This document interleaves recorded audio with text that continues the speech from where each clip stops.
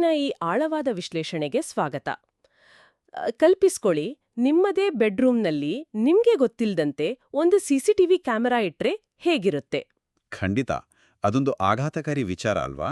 ಹೌದು, ಇದು ಸುಮ್ನೆ ಹೇಳ್ತಿರೋ ಕಥೆಯಲ್ಲ. 2025ರ ಸುಪ್ರೀಂ ಕೋರ್ಟ್ನ ವಿಭೋರ್ ಗರ್ಗ್ ವಿರುದ್ಧ ನೇಹಾ ಪ್ರಕರಣದ ಕಥೆ ಇದು. ಅಂದ್ರೆ ವಿಭೋರ್ ಅನ್ನೋ ಪತಿ ತನ್ನ ಹೆಂಡತಿ ನೇಹಾಳ ಫೋನ್ ಕರೆಗಳನ್ನ ಆಕೆಗೆ ಗೊತ್ತಿಲ್ದಂತೆ ರಹಸ್ಯವಾಗಿ ರೆಕಾರ್ಡ್ ಮಾಡ್ತಾನೆ.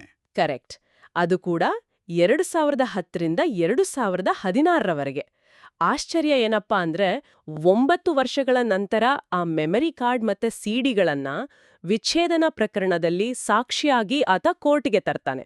ಇದು ನಿಜಕ್ಕೂ ವೈವಾಹಿಕ ನಂಬಿಕೆ ಮತ್ತು ಆಧುನಿಕ ತಂತ್ರಜ್ಞಾನದ ನಡುವಿನ ಒಂದು ದೊಡ್ಡ ಕಾನೂನು ಸಂಘರ್ಷಕ್ಕೆ ದಾರಿ ಮಾಡಿಕೊಡ್ತು.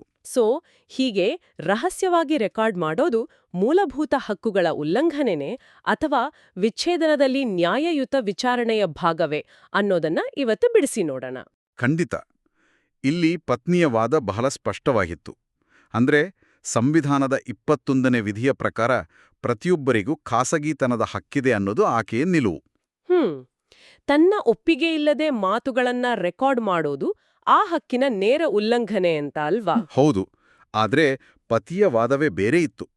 ಕೌಟುಂಬಿಕ ಕ್ರೌರ್ಯ ಯಾವಾಗಲೂ ಮುಚ್ಚಿದ ಬಾಗಿಲಿನ ಹಿಂದೆಯೇ ನಡೆಯುತ್ತೆ. ಅಲ್ಲಿ ಮೂರನೇ ವ್ಯಕ್ತಿಯ ಸಾಕ್ಷ್ಯ ಸಿಗೋದು ಅಸಾಧ್ಯ ಅಂತ ಆತ ವಾದಿಸಿದ. ಒಂದು ನಿಮಿಷ, ಇಲ್ಲೊಂದು ಗೊಂದಲ ಇದೆ. ಭಾರತೀಯ ಸಾಕ್ಷ್ಯ ಕಾಯ್ದೆಯ 122ನೇ ಸೆಕ್ಷನ್ ಪ್ರಕಾರ ಪತಿ ಪತ್ನಿಯರ ನಡುವಿನ ಖಾಸಗಿ ಮಾತುಕತೆಗಳಿಗೆ ರಕ್ಷಣೆ ಇದೆ ಅಲ್ವಾ? ಹೌದು. ಅದನ್ನೇ ಸ್ಪೌಸಲ್ ಪ್ರಿವಿಲೇಜ್ ಅಂತ ಕರೆಯೋದು. ಕಾನೂನಿನ ಪ್ರಕಾರ ಅದೊಂದು ಭದ್ರವಾದ ತಿಜೋರಿ ಇದ್ದ ಹಾಗೆ. ಅಂದ್ರೆ ಆ ತಿಜೋರಿಯನ್ನ ಕೋರ್ಟ್ ಕೂಡ ತೆರೆಯುವಂತೆ ಬಲವಂತ ಮಾಡುವಂತಿಲ್ಲ. ಆದ್ರೆ ಈ ಕೇಸ್ನಲ್ಲಿ ಆ ತಿಜೋರಿಯ ಬೀಗ ಹೇಗೊಡೆಯಿತು? ಆ ತಿಜೋರಿಗೆ ರಕ್ಷಣೆ ಇರೋದು ನಿಜ. ಆದ್ರೆ ಅದೇ ಸೆಕ್ಷನ್ 122ರಲ್ಲಿ ಒಂದು ಪ್ರಮುಖವಾದ ವಿನಾಯಿತಿ ಇದೆ. ಇಲ್ಲಿಯೇ ವಿಷಯ ನಿಜಕ್ಕೂ ಕುತೂಹಲಕಾರಿಯಾಗೋದು. ಪತಿ ಪತ್ನಿ ಪರಸ್ಪರ ಕೇಸ್ ಹತ್ಕೊಂಡಾಗ ಆ ಗೌಪ್ಯತೆಯ ಕವಚ ಕಳ್ಚಿ ಬೀಳುತ್ತಾ? ನಿಖರವಾಗಿ.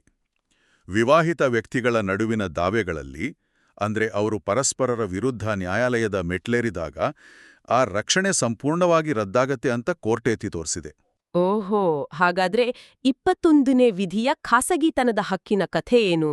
ಸುಪ್ರೀಂ ಕೋರ್ಟ್ ಇದನ್ನ ಹೇಗೆ ಸಮತೋಲನ ಮಾಡ್ತು? ನೋಡಿ, ಖಾಸಗಿತನದ ಹಕ್ಕನ್ನ ನ್ಯಾಯಯುತ ವಿಚಾರಣೆಯನ್ನ ತಡೆಯುವ ಗುರಾಣಿಯಾಗಿ ಬಳಸುವಂತಿಲ್ಲ ಅಂತ ನ್ಯಾಯಾಲಯ ಸ್ಪಷ್ಟಪಡಿಸ್ತು. ಅಂದ್ರೆ ರಹಸ್ಯವಾಗಿ ಪಡೆದ ಸಾಕ್ಷ್ಯಗಳನ್ನ ಭಾರತದಲ್ಲಿ ನೇರವಾಗಿ ತಿರಸ್ಕರಿಸುವುದಿಲ್ಲ ಅಂತಾಯ್ತು. ಹೌದು. ಆದ್ರೆ ಅವುಗಳನ್ನ ಹಾಗೆ ಒತ್ಕೊಳ್ಳಕ್ಕೂ ಆಗಲ್ಲ. ಇಲ್ಲಿ ಸಾಕ್ಷಿ ಕಾಯ್ದೆಯ ಸೆಕ್ಷನ್ 65B ಅಡಿಯಲ್ಲಿ ಕಟ್ಟುನಿಟ್ಟಿನ ಡಿಜಿಟಲ್ ನೈಜತೆಯ ನಿಯಮಗಳನ್ನು ಪೂರೈಸಲೇಬೇಕು. ಲೈಕ್ ಆ ಎಲೆಕ್ಟ್ರಾನಿಕ್ ಸಾಕ್ಷಿ ನಿಜವಾದದ್ದೇ, ಅದನ್ನ ಎಡಿಟ್ ಮಾಡಿಲ್ಲ ಅಂತ ಸಾಬೀತುಪಡಿಸಬೇಕು ಅಲ್ವಾ? ಕರೆಕ್ಟ್. ಆ ಡಿಜಿಟಲ್ ಅಥೆಂಟಿಸಿಟಿ ಪ್ರೂವ್ ಮಾಡೋದು ಬಹಳ ಮುಖ್ಯ. ರೆಕಾರ್ಡ್ ಮಾಡಿದ ಮೂಲ ಸಾಧನ ಯಾವುದು ಅನ್ನೋದನ್ನೆಲ್ಲ ಪ್ರಮಾಣಪತ್ರದ ಮೂಲಕ ವಿವರಿಸಬೇಕು. ಹಾಗಾದ್ರೆ ಇದರ ಒಟ್ಟು ಅರ್ಥವೇನು? ಜನಸಾಮಾನ್ಯರಿಗೆ ಇದರಿಂದ ಏನು ಕಲಿಯೋದಿದೆ? ಏನಪ್ಪಾ ಅಂದ್ರೆ, ವಿವಾಹವು ಕಾನೂನು ಹೋರಾಟದ ಹಂತ ತಲುಪಿದ್ರೆ ಖಾಸಗೀಕರಗಳು ಮತ್ತು ಜಗಳಗಳಿಗೆ ನ್ಯಾಯಾಲಯದಲ್ಲಿ ಯಾವುದೇ ಗೌಪ್ಯತೆಯ ನಿರೀಕ್ಷೆ ಇರೋದಿಲ್ಲ ಅನ್ನೋದು ಕಠೋರ ವಾಸ್ತವ. ನಿಜ. ಇನ್ನು ಕಾನೂನು ವೃತ್ತಿಪರವಿಗಾದ್ರೆ ವಿಚ್ಛೇದನ ಪ್ರಕರಣಗಳಲ್ಲಿ ಸೆಕ್ಷನ್ 122ರ ವಿನಾಯಿತಿಯು ಸಂಪೂರ್ಣವಾಗಿ ಅನ್ವಯಿಸುತ್ತೆ. ಹೌದು. ಮತ್ತು ಸೆಕ್ಷನ್ 65B ಮೂಲಕ ಆ ರಹಸ್ಯ ರೆಕಾರ್ಡಿಂಗ್ಗಳ ನೈಜತೆಯನ್ನ ಸಾಬೀತುಪಡಿಸುವುದು ಕಡ್ಡಾಯ ಅನ್ನೋದಲ್ಲಿ ಯಾವುದೇ ರಾಜಿ ಇಲ್ಲ. ಖಂಡಿತ. ತಂತ್ರಜ್ಞಾನ ನಮ್ಮ ಅತ್ಯಂತ ಖಾಸಗಿ ಸಂಬಂಧಗಳನ್ನ ಮರುರೂಪಿಸ್ತಿರುವಾಗ ಸತ್ಯವನ್ನ ಬಹಿರಂಗಪಡಿಸಲು ನ್ಯಾಯಾಂಗ ವ್ಯವಸ್ಥೆಯು ನಿರಂತರವಾಗಿ ಹೊಂದಿಕೊಳ್ಳಬೇಕಾಗಿದೆ. ಹೌದು. ದಿನೇ ದಿನೇ ಟೆಕ್ನಾಲಜಿ ಬೆಳೀತಲೇ ಇದೆ.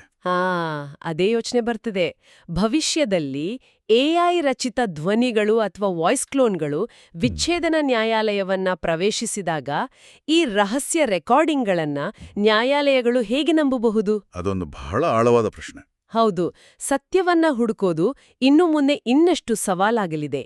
ಈ ಕಾಡುವ ಪ್ರಶ್ನೆಯೊಂದಿಗೆ ಇವತ್ತಿನ ಆಳವಾದ ವಿಶ್ಲೇಷಣೆಯನ್ನ ಮುಗಿಸೋಣ.